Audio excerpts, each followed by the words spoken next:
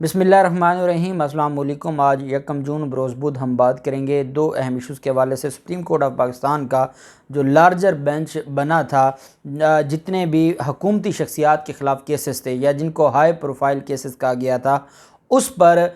Supreme court of Pakistan میں سماعت ہوئی تھی۔ اور آپ جانتے ہیں کہ جب پاکستان مسلم لیگ نون کے وکیل اور شہباز شریف کے وکیل عدالت میں پیش ہوئے تھے، جو کہ مریم نواز کے بھی وکیل ہیں، عرفان قادر، وہ جب عدالت میں پیش ہوئے تھے تو وہ عدالت میں کہہ رہے تھے کہ میں وزیر اعظم کا وکیل ہوں اور مجھے بولنے کی اجازت دی جائے، کیونکہ جو آپ نے کیس اور سو موٹو اٹھایا ہے، اس سے معاملہ حکومت کو بھی پریشانیاں بنیں گی، حکومت کے لیے بھی مسائل بنیں گے، اس وجہ سے میں وزیر اعظم کا وکیل ہوں اور مجھے سنا جائے۔ جب یہ کہا گیا تھا تو اس کے بعد لارجر بینچ نے کہا تھا کہ آپ بات نہیں کر سکتے عرفان قادر صاحب، ہم نے آپ کو نہیں بلایا، جب ہم نے آپ کو نہیں بلایا تو آپ بات نہیں کر سکتے۔ بہرحال وہ تقریر انہوں نے شروع کی ہوئی تھی اور ان کی تقریر کے دوران ہی آنریبل جو 5 رکنی بینچ ہے وہ اٹھ کر چلا گیا تھا۔ اس وجہ سے کوئی تاریخ بھی اناؤنس نہیں ہوئی تھی اور وہ غیر معینہ مدت کے لیے ملتوی ہوا تھا، اور اس پر کل رات ہی جو تحریری فیصلہ ہے جاری کیا گیا ہے، اور اس میں جو دو اہم فیصلے تھے وہ بھی عدالت کی طرف سے جاری کیے گئے ہیں، اور 3 جون کے لیے انہوں نے طلب کر لیا ہے مختلف افسران کو۔ اس کی تفصیل پورا آرڈر میں آپ کے سامنے پڑھ کر شیئر کروں گا کہ اس میں کیا عدالت کی طرف سے کہا گیا ہے۔ پہلے ہم بات کر لیتے ہیں کہ رانا ثناءاللہ کی طرف سے آج جو لانگ مارچ کا معاملہ ہے، جو پاکستان تحریک انصاف کی طرف سے دوبارہ لانگ مارچ کی تاریخ دینے کی بات جاری ہے، اور آپ جانتے ہیں کہ 12 گھنٹے رہ گئے ہیں ان 6 دنوں کی ڈیڈ لائن کے حوالے سے، اور اس کے بعد پاکستان تحریک انصاف نے اپنا اگلا لاہ عمل دینا ہے۔ سپریم کورٹ آف پاکستان جانے کا بھی کہا گیا ہے، اور سپریم کورٹ کے فیصلے کے بعد سپریم کورٹ کو 1 ہفتہ 10 دن دیکھنے کے بعد ہی یہ تاریخ اناؤنس کی جائے گی۔ مختلف ابھی تک چیزیں سامنے آ رہی ہیں اور میرے خیال میں یہ چیزیں آج کلیئر ہو جائیں گی۔ دوسری طرف رانا ثناءاللہ نے کہا ہے کہ اگر آج انہوں نے ایک ٹویٹ بھی کیا، اور وہ ٹویٹ نہیں تھا، وہ بیسیکلی ایک دھمکی تھی۔ ان کی طرف سے کہا گیا کہ میں نے ان کو پاکستان تحریک انصاف کا جو لانگ مارچ یہ کرنے جا رہے ہیں دوبارہ، کیونکہ مریم نواز نے کہا ہے کہ ہیرو ہے رانا ثناءاللہ، اور رانا ثناءاللہ کو دیکھ کر جو پی ٹی آئی کا انقلاب تھا وہ واپس چلا گیا۔ یہ کیونکہ مریم نواز کا وہ چاہتی ہی یہی ہیں کہ پاکستان تحریک انصاف کے ساتھ یہ اشر کیا جائے جو رانا ثناءاللہ نے کیا ہے۔ پھر ان کو بدقسمتی سے مختلف جو ہمارے انسٹیٹیوشنز ہیں اس کی طرف سے بھی فری ہینڈ مل گیا اور انہوں نے اپنی مرضی کی۔ آج ایک آڈیو بھی جو چاہ رہی ہے جس میں سیکرٹری داخلہ کسی ڈی آئی جی اور پولیس افسر سے بات کر رہے ہیں، اس کی بھی میرے خیال میں ویریفیکیشن ہونی چاہیے، اور اگر یہ آڈیو درست ہے اور ویریفائی ہو جاتا ہے تو پھر اس کے بعد تو بات ہی ختم ہو جاتی ہے۔ جو یہ کہتے ہیں کہ 2-3 لاشیں آپ لاہور میں گرا دیتے تو یہ کہ آگے چلنا ہی نہیں تھا، اس حد تک اس میں بات کی جا رہی ہے، تو یہ چیزیں پھر ویریفائی تو ہونی چاہیے، اور اس پر پھر عدالتوں کو اگر یہ حقیقی آڈیو ہے تو اس کے اوپر پھر سپریم کورٹ آف پاکستان کو نوٹس لینا ہوگا۔ جب رانا ثناءاللہ یہ کہتے ہیں کہ اب اگر لانگ مارچ کا معاملہ ہوا تو میں ان کو بتا دوں کہ اب آپ کو بیریئر کراس نہیں کرنے دیں گے، اب میں دیکھوں گا کہ کون بیریئر کراس کرتا ہے، اور وہ سیدھی جو دھمکیوں کے وہ فواد چودھری نے ٹھیک کہا ہے کہ رانا ثناءاللہ کی آپ تقریر سن لیں یا پریس کانفرنس سن رہے ہیں اور آنکھیں بند کر لیں تو آپ کو لگے گا کہ الطاف حسین بات کر رہا ہے۔ جیسی وہ دھمکیاں دیتا تھا وہی آج کا رانا ثناءاللہ دے رہا ہے، اور وہ استعمال کر رہا ہے سارے کے سارے جو سرکاری نظام ہے اس کو اپنا ایک سیاسی انتقام ہے، جو اس کے خلاف کیس تھا، جس طریقے سے اس نے جیل گزاری، جو منشیات کا دھندا تھا، وہ سیاسی انتقام پوری کی پوری پاکستان تحریک انصاف سے لیا جا رہا ہے۔ لیکن آپ جانتے ہیں کہ استغاثہ دائر کر دیا گیا ہے، اور یہ وکلا کی طرف سے جو ضمیر احمد جو ممبر ہیں پنجاب بار کونسل کے، انہوں نے باقاعدہ ایک استغاثہ دائر کیا ہے رانا ثناءاللہ کے خلاف، اور اس میں اقدام قتل کی دفعات کے تحت استغاثہ دائر کیا گیا ہے، اور اس میں ایویڈنس بھی کروا دی ہے۔ تقریباً 200 وکیل آج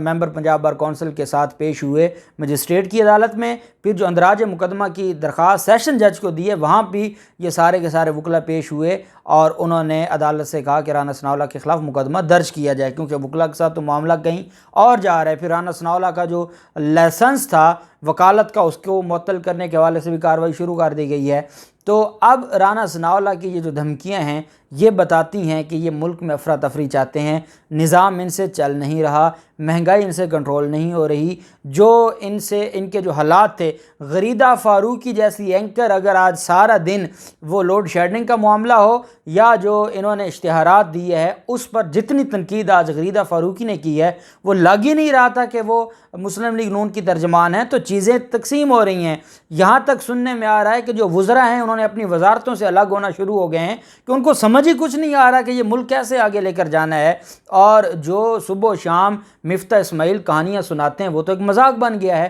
اس وجہ سے رانا ثناءاللہ کو چاہیے کہ وہ اب مسلم لیگ نون کے پنجاب کے صدر نہیں ہیں، وہ وزیر داخلہ ہیں، جیسے تیسے بنا دیا، امریکی سازش تھی، وہ آپ اس کو کچھ بھی نام دے لیں، لیکن حقیقت یہ ہے کہ وہ بدقسمتی سے اب وزیر داخلہ ہیں، تو وہ وزیر داخلہ بن کے بات کریں۔ میں حیران ہوں کہ ایسی چیزیں اور ایسے جو معاملات ہیں اس پر عدالتیں کیوں خاموش ہیں۔ جو ٹویٹ ان کی طرف سے آج کیا گیا ہے وہ سیدھی سیدھی کرمنل انٹیمیڈیشن ہے، جس کو ہم کہتے ہیں کہ وہ دھمکی ہے اور دھمکی آمیز ٹویٹ ہے، اور ایسی چیزوں سے اور ایسی چیزوں کے حوالے سے عدالتوں کا نوٹس لینا بھی بنتا ہے۔ بہرحال ان کی طرف سے جو کچھ کہا گیا، سپریم کورٹ آف پاکستان نے جو دوسرا سو موٹو لیا 2022 کا، پہلا تھا ڈپٹی اسپیکر کی رولنگ کا، اور دوسرا تھا جو یہ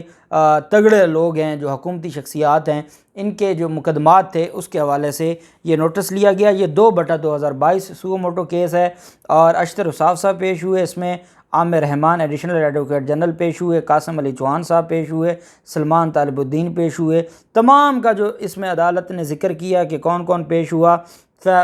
جو بابا روان صاحب پیش ہوئے اور عرفان قادر صاحب پیش ہوئے، آصف اقبال پیش ہوئے، ساری تفصیل لکھی، اور اس کے بعد انہوں نے کہا کہ ہم نے جو رپورٹس آئی ہیں نیب کی، we have read separate reports filed by the ministry of interior, director general federal investigation FIA and additional prosecutor general national accountability bureau. Supreme court نے کہا کہ ہم نے تینوں کی الگ الگ جو رپورٹس آئی ہیں ان کو دیکھا ہے۔ It is observed that the amendments made on 22/4/2022، یہ ECL رولز میں جو امینڈمنٹس کی گئی ہیں اس کا کہا گیا ہے، in the exit from Pakistan control rules 2010 have been enforced retrospectively۔ جو رولز ہیں، جو آج ایک رول بنایا جا رہا ہے تو اس کا اطلاق آج کے بعد ہوگا۔ یہ کیا ہے کہ انہوں نے رول بنایا ہے جیسے یہ حکومت میں آئے ہیں، اور جو پہلے سے جن کا نام ECL میں تھا، شہباز شریف، مریم نواز، نواز شریف، رانا ثناءاللہ، ان کے نام کیسے نکال دیے۔ سپریم کورٹ کہہ رہی ہے کہ یہ ریٹروسپیکٹیولی کیسے اس کو اطلاق انہوں نے کر دیا۔ This appears to have been done without the necessary authorization for giving such an effect to the amendments in the rules۔ یہ لگ رہا ہے کہ انہوں نے جو بیسک ریکوائرمنٹس تھیں اور آتھورائزیشن وہ انہوں نے حاصل ہی نہیں کی، اور انہوں نے اندھیر نگری مچاتے ہوئے ECL سے 3000 لوگوں کے نام نکال دیے۔ سپریم کورٹ آف پاکستان نے کہا it is also not clear whether the rules have been approved by the federal cabinet and، کہ کیا یہ کیبنٹ کی طرف سے اپروو کیے گئے ہیں، اور اگر ایسی بات ہے so whether beneficiaries of the amendments rescued themselves from attending the relevant meeting، کہ جو اس میں بینیفیشری تھے، جو وزیر، کیا انہوں نے اپنے آپ کو اس میٹنگ سے الگ کر لیا تھا جس میٹنگ میں یہ ECL کے رولز کو تبدیل کیا جا رہا تھا؟ حضور والا، وہ کیسے اپنے آپ کو الگ کرتے جب وزیر اعظم خود بینیفیشری تھا، جب وزیر داخلہ بینیفیشری تھا، جب اس میں بیٹھے 60% لوگ بینیفیشری تھے، تو کیبنٹ پھر کیا، کیبنٹ کون چلاتا؟ ان کے بغیر تو کیبنٹ نہیں چلنی تھی۔ اگر آپ یہ فرما رہے ہیں کہ پہلی بات تو یہ ہے کہ کیا کیبنٹ سے اپروو ہیں یا نہیں ہیں، اگر ہیں تو جو بینیفیشری تھے جنہوں نے فائدہ اٹھایا ان امینڈمنٹس کا، اس ECL رولز میں جو امینڈمنٹس ہیں، کیا ان نے اخلاقی طور پر اپنے آپ کو الگ کیا تھا؟ نہیں کیا تھا۔ اس کی وجہ کیا ہے؟ اس وجہ سے نہیں کیا تھا کہ وہاں تو وزیر اعظم خود بینیفیشری تھا، وزیر داخلہ بینیفیشری تھا، وہاں پر تو سارے محسن داوڑ بینیفیشری تھا۔ عدالت نے آگے کہا کہ ان کی طرف سے یہ دیکھنا ہے کہ کیا انہوں نے اپنے آپ کو الگ کیا یا نہیں کیا، اور پھر عدالت نے یہ بھی کہا کہ یہ لگ رہا ہے کہ انہوں نے اپنے آپ کو الگ نہیں کیا جو ریکارڈ ہے، اور اس سے یہ لگتا ہے کہ یہ کنفلکٹ آف انٹرسٹ ہے، یہ مفادات کا ٹکراؤ ہے، جس کا اپنا فائدہ ہے وہ خود اگر قانون بنانے بیٹھ جائے گا تو یہ کنفلکٹ آف انٹرسٹ ہے۔ Was duly for data recording the names of the beneficiaries of such relief who have left Pakistan. عدالت نے کہا کہ اس کے لیے ضروری ہے کہ ہم وہ ڈیٹا ہمیں ملے کہ کس کس کا نام کس کس کا نام ای سی ایل سے نکالا گیا اور کون کون اس ای سی ایل کی پالیسی کے بعد بیرون ملک گیا، اس کی تفصیل مانگ لی ہے۔ اور آلسو عدالت نے کہا کہ the foregoing information shall be supplied by the learned attorney general. یہ لرنڈ اٹارنی جنرل صاحب کی ذمہ داری ہے کہ وہ یہ بتائے کہ ای سی ایل رولز جب بنائے گئے تو اس وقت کون کون موجود تھا، کیا کسی نے ریسکیو کیا تھا، کوئی باہر چلا گیا تھا اٹھ کر، پھر کیا اس کا ریٹروسپیکٹو ایفیکٹ کیسے ہے، اور پھر یہ کہ کون اس میں بیرون ملک گیا ہے اس سارے دھندے کے بعد۔ پھر عدالت نے کہا کہ نیب یہ کہہ رہا ہے، سپریم کورٹ آف پاکستان نے کہا کہ 174 پرسنز ایسے تھے جو نیب کے ملزم تھے جن کا نام ای سی ایل میں سے نکالا گیا، اور نیب کہہ رہا ہے کہ ہم سے پوچھا تک بھی نہیں گیا، اور وہ کہتے ہیں کہ انہوں نے وداؤٹ کنسلٹنگ دی نیب، مشورہ تک نہیں کیا نیب سے کہ کیا ان لوگوں کو بھیجنا یا نہیں بھیجنا۔ Learned Attorney General shall apprise about the ground that prevailed for dispensing with consultation before passing the order۔ اور اٹارنی جنرل صاحب نے کہا جی کہ ضرورت کوئی نہیں تھی کہ ہم نیب سے پوچھتے